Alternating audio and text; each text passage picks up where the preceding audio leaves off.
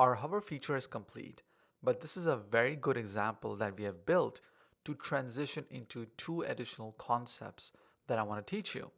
So you know that the reason we created this closure over here is so that when we are looping through this loop over here, then on every iteration, we are preserving the value of this index, which is over here j. But there's another way to accomplish the same thing. So I'm going to revert back to the non-closure example. So I'm going to basically copy this function and paste it directly over here. All right. And this is going to be I in this case. And I'm going to remove this help text maker. So basically, we're back to the example where the index value is going to be received or actually executed, which is going to be the last index value. It's not going to be the index value. It's going to be the value of I is going to be 3. So now I've basically broken this. So I'm going to save, refresh, and this should not work because the index value is 3 every time, and help text of array of 3 is nothing. We don't have that. Okay. Now, there's another way to accomplish the same thing, and that is via simply using let over here instead of var. So I'm going to simply come over here and say let, save, and I'm going to come refresh and see this is going to work. And you might be like, what?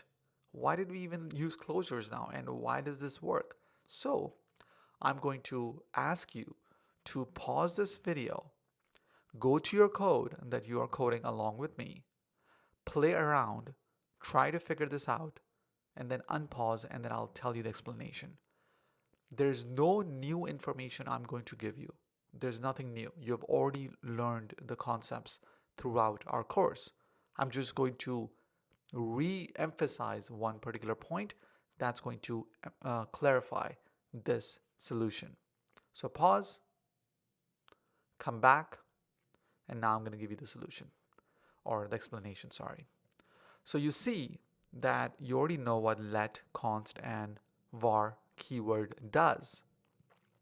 The let and const, the major difference between between var and let is that let and const are actually block scoped, but vars are actually functional scoped. So when you come over here and you see this for loop over here, right? This is the for loop, and this is the block of the for loop. Actually, over here till line number 38, sorry. So when this loop runs for the first time, let I is equal to 0 is created for the first block. And then when the loop is running multiple times, so then this loop runs and then this is incremented. But when it tries to go to the second iteration, it actually creates another I keyword for the second block.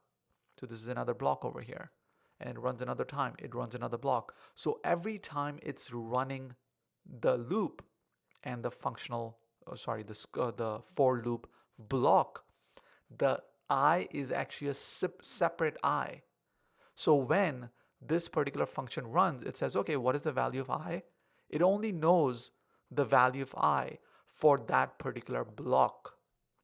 So that's why every time this particular callback function runs, it can only access to its block scope, and I value is whatever the I value is for that particular block, because every time the I is different for the block, because it's a new instance, new I variable which is created for that block.